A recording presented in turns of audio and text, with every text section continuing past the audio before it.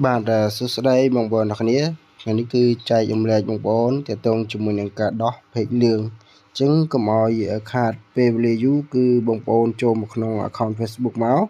បងប្អូនចូលមកកាន់ page បាទ page បងប្អូនដែលមានបញ្ហាជាប់លឿងហ្នឹងបាទហ្នឹងហើយ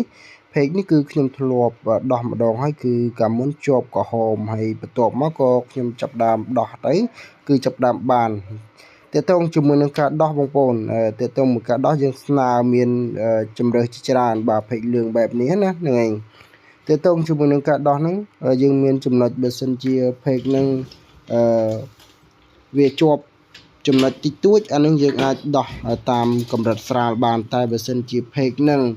បាទវាជាប់កម្រិតធ្ងន់ហើយអញ្ចឹងយើងអាចដោះតាមកម្រិតស្រាលបានទេយើងចូលទៅបាទបងប្អូននេះវិធីសាស្ត្រការដោះកម្រិតស្រាលណាហ្នឹងហើយអញ្ចឹងយើងអាចដោះកន្លែងហ្នឹងបាទតើតើជាមួយនឹងការដោះណាហ្នឹងហើយអញ្ចឹងបងប្អូនដោះកន្លែងហ្នឹងមកបងប្អូនចូលកន្លែងហ្នឹងបងប្អូនស្នើមែនអត់បាទហ្នឹងហើយអញ្ចឹងយើងស្នើតែគ្រាន់ថាការដោះបែបហ្នឹងគឺបានតែពេកដែលកម្រិតស្រាលទេបើសិនជាពេកកម្រិតធ្ងន់យើងអាចដោះបានទេអញ្ចឹងតើតើជាមួយនឹងការដោះទី2គឺយើងលុបបាទលុបចេញលុប profile ហើយនឹង cover បាទហ្នឹងហើយនឹងលុបតាក់ទងជាមួយនឹងវីដេអូឬក៏រូបភាពបាទរូបភាពដែលយើងបានផុសហ្នឹងគឺយើងអាចយកមកផុសបន្តទៀតបានទេតាក់ទងមួយរូបភាពគឺយើងយកមកពីផ្សេងអញ្ចឹងយើងអាចដូរមកអញ្ចឹងកាលណាដែលយើងដូរបែបហ្នឹងហើយគឺ page របស់យើងគឺយើងអាចប្រើប្រាស់អាចស្នើលឿងបានណាស្នើឲ្យវាមក tick ជាធម្មតាវិញបាទមកជា queue វិញណាហ្នឹងឯងតើតើជាមួយនឹងការដោះអញ្ចឹងគឺយើងមានការដោះអញ្ចឹងបើសិនជាបងប្អូនចង់ដឹងថាការដោះយើងស្នើរបៀបម៉េចគឺយើងអាចចូលមកបាទហ្នឹងហើយជាក់ស្ដែងដូច Facebook ខ្ញុំមួយបងប្អូនជាប់លឿងដែរហើយបន្ទាប់ពីខ្ញុំធ្វើមកអានេះជាប់កម្រិតស្រាលបន្ទាប់ពីខ្ញុំធ្វើគឺឡើងជាធម្មតាវិញណាហ្នឹងហើយឡើងជា queue ធម្មតាវិញបាទហ្នឹងហើយ page tick ធម្មតាណាហ្នឹងហើយ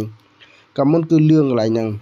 បន្ទាប់ពីខ្ញុំដោះមកគឺវាចាប់ដើមលោតធម្មតាហ្នឹងគឺជា account Facebook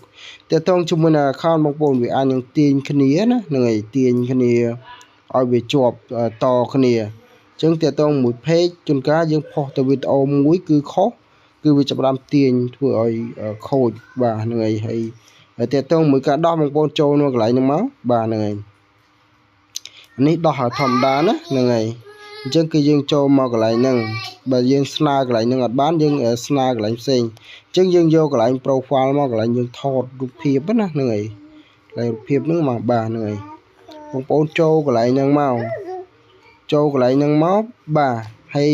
យើងបំពេញព័ត៌មានបាទបំពេញព័ត៌មានហ្នឹងទី1បងប្អូនថតបាទកន្លែងនេះគឺគេឲ្យបំពេញព័ត៌មានបាទអញ្ចឹងយើងដាក់ព័ត៌មានមកតើតើមួយព័ត៌មានហើយនឹងរូបថតកន្លែងនេះគឺយើងដាក់រូបថតណាហ្នឹងហើយតើតើមួយរូបថតហ្នឹងគឺរូបថត page ដែលយើងមានបញ្ហាដូច page លឿងឬក៏ profile របស់យើងយើងថត 2-3 clip មកយើងយកមកផាសកន្លែងហ្នឹងណាហ្នឹងហើយកន្លែងនេះគឺយើងទៅសេជាអក្សរមកដើម្បីយើងស្នើទៅខាងក្រុមហ៊ុន Facebook អញ្ចឹងណាតែបើសិនជាបងប្អូនចង់បានកន្លែងហ្នឹងគឺយើងមាននៅក្នុង caption បងប្អូនអាចយកនៅក្នុង caption ឬក៏អាច comment បានហ្នឹងហើយអរគុណច្រើនបងប្អូនគ្នាបាទ